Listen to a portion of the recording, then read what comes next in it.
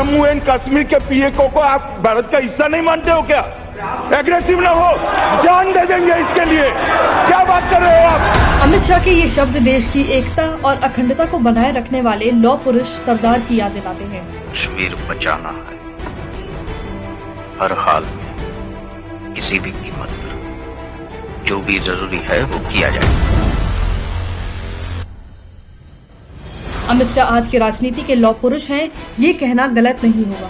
जब लोकसभा का चुनाव हुआ था, उत्तर प्रदेश के नतीजे हिंदुस्तान के लोगों को चौंका दिया था और तब मैंने कहा था इस चुनाव के man of the match Amit भाई शाह है। आज पूरे देश का राष्ट्रीय ध्वज तिरंगा है, नहीं तो एक साल पहले कश्मीर की अलग नागरिकता और अलग झंडा था, क्योंकि कांग्रेस ने सत्ता के लिए देश का विभाजन किया था। जब देश का आजादी मिला तब धर्म के आधार पर विभाजन अगर कांग्रेस पार्टी न करती तो अभी की जरूरत न पड़ती। किसने किया धर्म के आधार पर विभाजन? लेकिन कांग्रेस के तुष्टीकरण पर अमित शाह की चाणक्य नीति बहुत भारी पड़ी, जिसकी बदौलत कांग्रेस का अस्तित्व देश में खत्म होने की कगार पर पहुंच गया है। यही नहीं, उनकी ठोस राजनीति की वजह से न केवल देश से कुरीतियों का अंत हुआ, बल्कि सालों से लंबित मामलों का निपटारा किया जा सका। भाजपा अध्यक्ष के रूप में यूपी और बंगाल में कमल खिलाना। जिस यूपी में भाजपा की सिर्फ 10 सीटें ही थीं, उसी यूपी में अमित शाह ने अपने रण कौशल से 2014 के आम चुनावों में 71 सीटें हासिल की।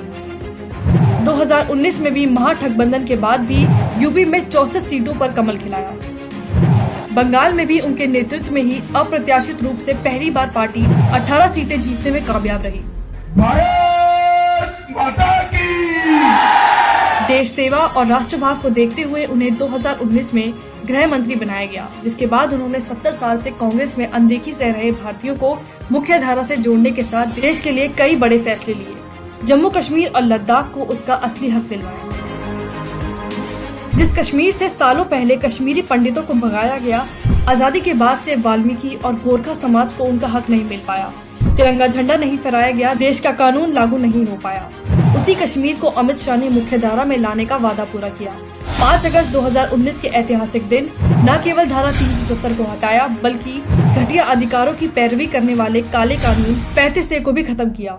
मैं मानता हूं कि जम्मू कश्मीर में एक लंबे रक्तपात भरे युग का अंत धारा 370 के समाप्त होने से होगा। इसी दिन जम्मू कश्मीर और लद्दाख को अलग अलग केंद्र शासित प्रदेश भी घोषित किया गया, जिसकी बदौलत आज मुख्य धारा में जुड़कर कश्मीर और लद्दाख विकास की नई कहानी लिख रहे हैं। UAPA कानून, ये एक ऐसा कानून है जो आतंकियों को कड़ी सजा दिलवाने के लिए बनाया गया था, लेकिन इसमें कुछ कमियां थी।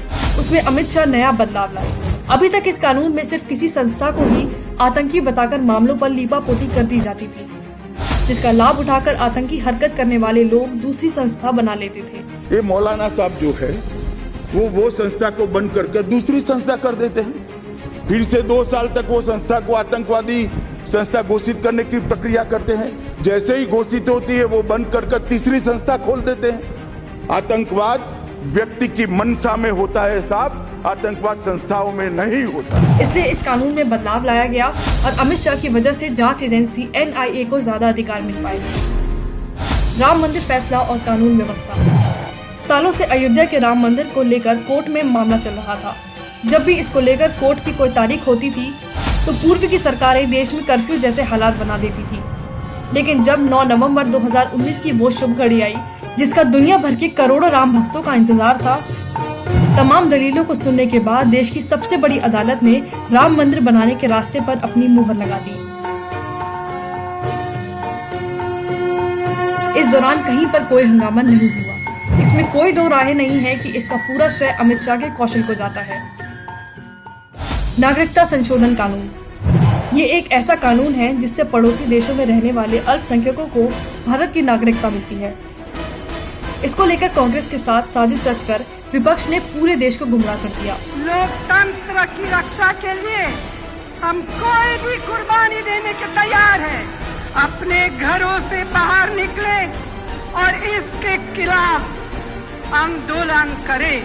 लेकिन अमित शाह ने गृह मंत्री रहते दिसंबर 2019 में इसे संसद में पास करवाया।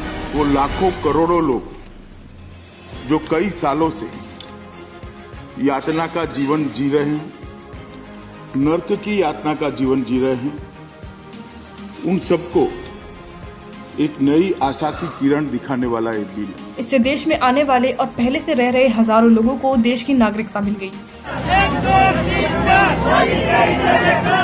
मोदी सरकार और अमित शाह साहब बहुत बहुत हम शुक्रगुजार है जो इन्होंने ये एक बिल पास कराया है। 70 साल तक देश को अपनी गलत नीतियों से बर्बाद करने वाली कांग्रेस ने भले ही अमित शाह की राह में कांटे बोने का काम किया हो, लेकिन हर बार अमित शाह ने अपने ठोस कदम से दिखाया समर्पण की नीति हो तो बड़ी से बड़ी बाधा को भी पार किया जा सकता है।